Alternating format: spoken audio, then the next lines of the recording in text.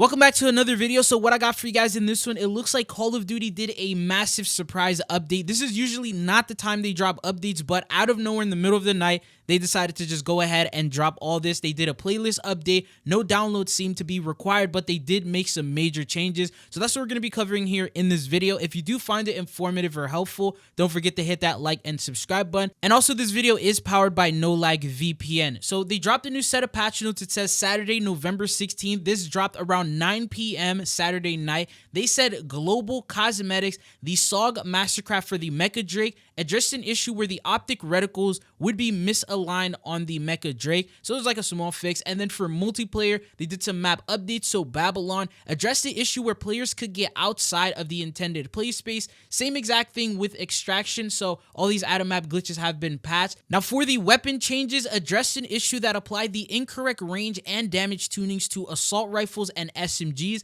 These will now correctly reflect the values in our Season 1 patch notes. This update was previously released around 6 p.m. on November 15th. The XP earn rates adjusted ransack XP earn rates to align with other game modes. Now, just to give you another update on XP, I did cover this earlier this morning, but they replied to all the negative feedback after they did the update to remove the XP token. So they said with the start of Season 1, a UI bug allowed players to activate legacy XP tokens in Black Ops 6. Unfortunately, it also introduced some potential risk to in-game stability, which is why it was patched yesterday.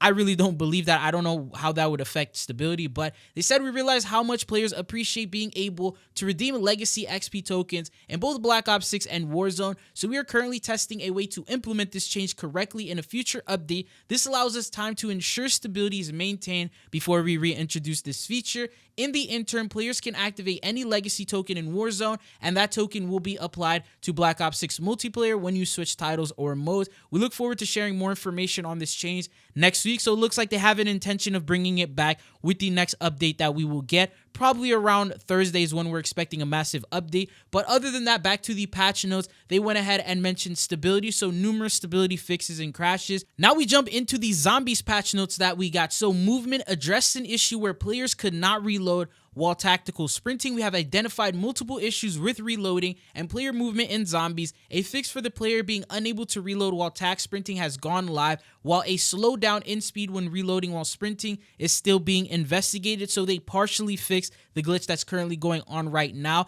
In terms of equipment, they addressed an issue where cashmere skins would not be visible in a match. Addressed the issue where the cashmere could be equipped in a starting loadout.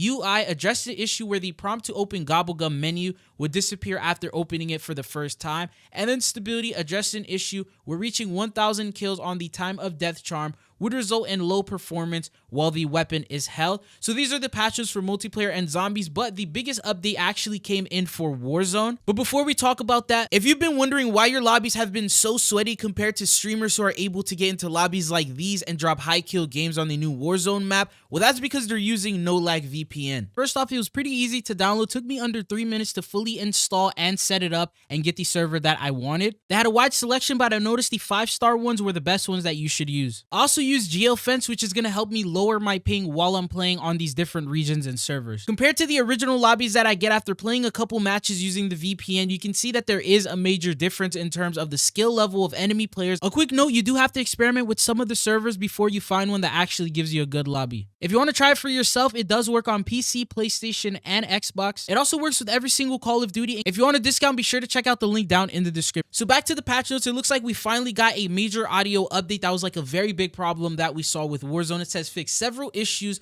with occlusion, enemy footstep, ascender, and parachute audio. Our teams are hard at work on additional audio updates, and this is just the first of several steps we're taking to improve the Warzone audio experience. Now, at the moment, I haven't been able to try this out for myself, but they said the paid version of the enhanced audio system is actually way better sounding than the current one that we have right now, and it actually makes it more of a pay-to-win feature because of the audio bugs that we're currently facing. But the good news is they're slowly going back to fixing everything, and it should be evened out within the next upcoming week or two. But then they mentioned fix the issue where the stim shot was giving double the desired speed boost for 3 seconds. The stim shot should now give only 15% movement speed for 1 second. The stim takes up to the speed holds it for 1 second, and then ticks down from the speed. So it got one of the biggest nerfs that I've ever seen. It actually reduced it by over 60%, giving you much less time to actually use it and take advantage of it. Apparently, this was the most movement that it's ever given us in any Call of Duty, and this is something they did not intentionally mean. And as a result, from this one patch note, a lot of people took to Twitter already letting them know that this was the worst update that they could have ever done.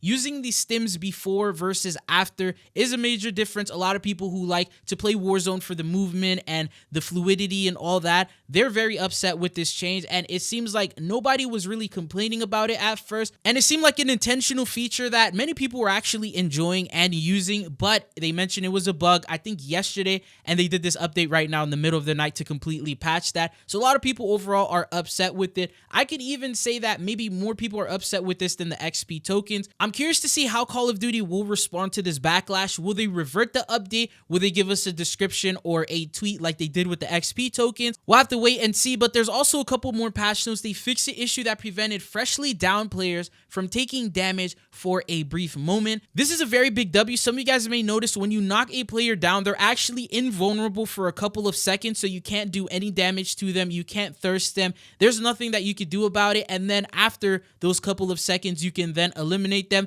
and usually you want to get that player eliminated as fast as possible before their teammates come in. So that's a good thing that they did that. I also noticed they would do something around that with kill order to where a player would be invulnerable when they get knocked, but it looks like that was a glitch and it has been fixed. And then the next thing that we have, they fixed the issue on PlayStation 5 where attempting to install Warzone from managed files would result in a content not found error. The next thing they fixed is an issue causing players to encounter a looping armor plate replacement animation. So you may get caught in that animation and you wouldn't be able to do anything about it until maybe you picked up a gun or climbed there or something along those lines. And then they also fixed the issue that allowed players to use the Gulag Ascender prior to the overtime, fixed the issue that caused players to gain more experience than intended from boot camp. People were farming XP with that. And then the next thing is they fixed the issue where dying while attempting to complete the signals intelligence contract would result in being unable to use weapons or interact with items. Fixed the issue preventing weapon XP boosts